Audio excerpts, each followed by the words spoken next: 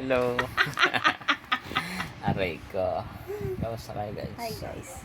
Pahinga day ngayon kaya maghapon lang kami hihiga kasi wala akong pasok para magkasama kami. Hindi ko siya papayagang maglaro kasi andito ako. Bukas na pag wala ako ulit. Hotdog. Ay, kamusta kayo? Tamang relaxing na naman talaga.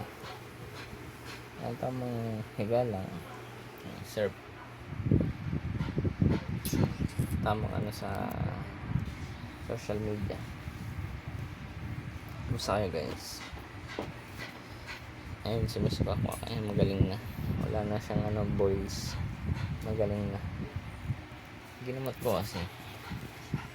Ano masasabi mo sa Miss Kwakwa?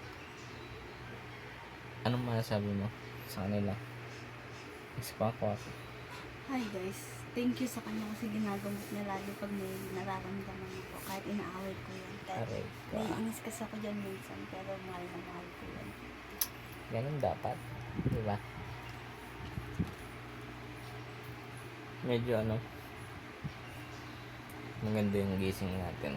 Aga pa. Anong oras na? 10:48. 10:48. Hindi muna kami babangon kasi higa lang kami. Yun. Dapat ganun. Pahinga. Pahinga lang. Kaya kayo guys, pag day off nyo, sulitin nyo. Magpahinga din kayo. Tulog kayo maghapon. Para makabawi man lang, hindi yung alipin tayo ng salapi. Palaging trabaho ng trabaho. Maganda rin kasi na nagpapahinga tayo. Hindi lang yung palagi ka lang work. Kailangan din magpahinga. Tsaka kung meron kayong time, lumabas kayo guys. Punta kayo sa mall, mga ganyan. Kumain kayo, mag food trip kayo. Yan ang the best. Yan ang talagang pahinga. Pagka uwi, yun, higa na, matulog na. Tapos bukas kinabukasan, balik sa routine, di ba? Ganun lang naman, Ganun ang ginagawa namin guys pag tamang pahinga lang. Lalabas, tutulog, simba, ganyan. Kayo guys, comment nyo nga dun sa baba kung anong ginagawa nyo ng routine pag pahinga nyo, anong ginagawa nyo, day off nyo. Sa amin ganito lang, higa lang, wala din naman kasing gagawin tsaka nakakapagod yung yung puro trabaho ka lang. Deserve mo magpahinga, bumala. Hindi tayo paminsan-minsan maging alipin ng salapi. Di ba?